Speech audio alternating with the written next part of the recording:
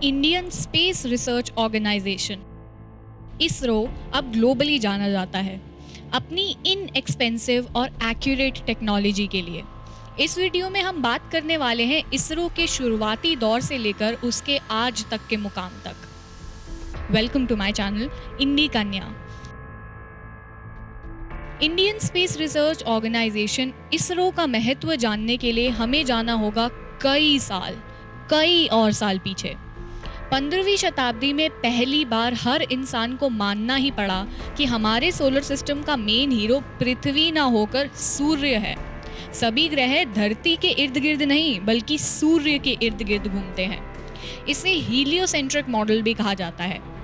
पर क्या आप जानते हैं, संस्कृत में सोलर सिस्टम को सूर्य मंडल या सूर्य मलिका भी कहा जाता है। सूर्य यानी सूरज और मंडल यानी गोलाई। यानी एंशिएंट इंडियंस पहले से ही जानते थे कि ग्रह सूर्य के इर्द गिर्द ही घूमते हैं। वो हीलियोसेंट्रिक मॉडल के बारे में जानते थे। यही नहीं, आर्यभट्टा ने अपनी फेमस बुक आर्यभट्टिया में भी बहुत से ग्रहों का सूर्य के इर्द गिर्द घूमने का समय भी कैलकुलेट किया है। एंशिएंट इंडियंस ने कई शताब्दियों में कई बेमिसाल एस्ट्रोनॉमिकल रिसर्चेस को अंजाम दिया, जैसे कि equation of parallax, computation of इक्लिप्सेस, phases of moon, planetary conjunctions और ना जाने कितने और रिसर्च सब्जेक्ट्स। भारतीय एस्ट्रोनॉमर्स ने ना जाने कितनी हुकूमतें झेली और आखिरी हुकूमत द ब्रिटिश रूल झेलने के बाद आज इंडिया स्वतंत्र है और खुले आसमान और बंद ज़मीन में छुपे कई रहस्यों को जानने की अपनी चाह को फिर से शुरू कर चुका है। इन्हीं सब कोशिशों का एक एग्जाम्पल है इसरो। 1947 में कैम्ब्रिज से अपनी पढ़ाई पूरी करने के बाद विक्रम साराभाई ने स्वतंत्र भारत को उसकी पहली फिजिकल रिसर्च लेबोरेटरी प्रदान की और देखते ही देखते इंडिया का पहला स्पेस रिसर्च प्रोग्राम इसरो बाकी देशों को टक्कर देने लगा। पर विक्रम साराभाई के मुताबिक इसरो का उद्देश्य बाकी देशों को टक्कर देना नहीं था। उनका कहना था कि ऐसे कई लोग हैं जो सोचते हैं कि भला स्पेस रिसर्च का देश की प्रगति से क्या ताल्लुक, पर हमारे मन में ऐसा कोई संदेह नहीं है। हमारे अंदर इकोनॉमिकली एडवांस्ड देशों से स्पेस रिसर्च में मुकाबला करने जैसी कोई कल्पना नहीं है। पर हमें विश्वास है कि अगर हम अपनी भूमिका बखूबी निभाएं तो हम इस देश और इस देश के लोगों की परेशानियों को दूर करने में किसी भी अन्य देश से पीछे नहीं रहेंगे। पर हमें ध्यान देना होगा कि ऐसी भव्य योजनाएं ना बनाई जाएं जो केवल दिखावे के लिए हों, ना कि देश की प्रगति के लिए।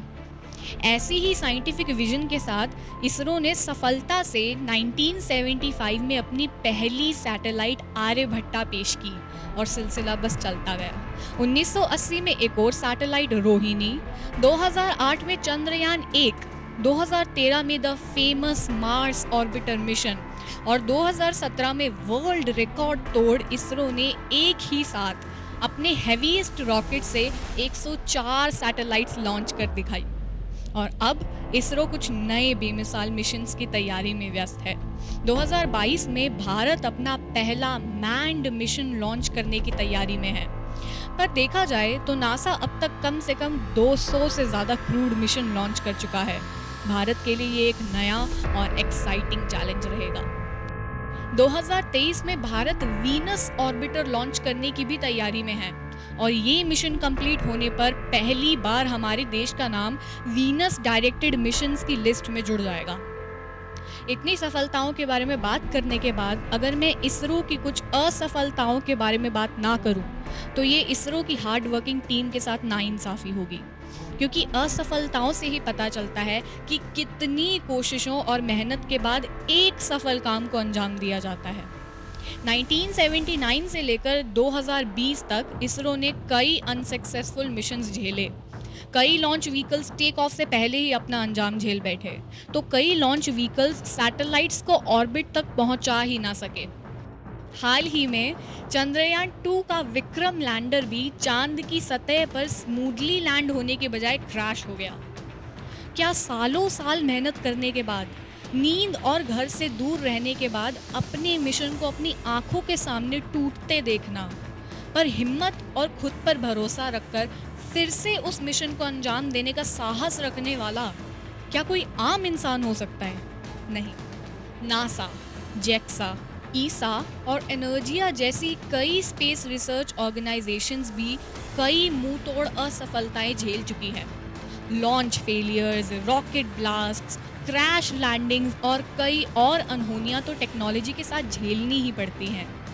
स्पेस टेक्नोलॉजी का तो दूसरा नाम ही गलतियों की एनसाइक्लोपीडिया होना चाहिए था। स्कूल्स जिन गलतियों को होने पर हमें पनिशमेंट दिया करते हैं, वही गलतियां असल में ऊंचे लेवल्स पर साइंस और टेक्नोलॉजी को आगे ले जाने का काम करती हैं। तो ये था ISRO, from scratch to now. इस वीडियो को देखने के लिए शुक्रिया। ऐसे और कंटेंट के लिए चैनल को सब्सक्राइब करना ना भूलें। अगर आपको ये वीडियो पसंद आई तो नीचे लाइक पर ज़रूर क्लिक करें। और इसी के साथ अलविदा। सी यू इन नेक्स्ट वीडियो।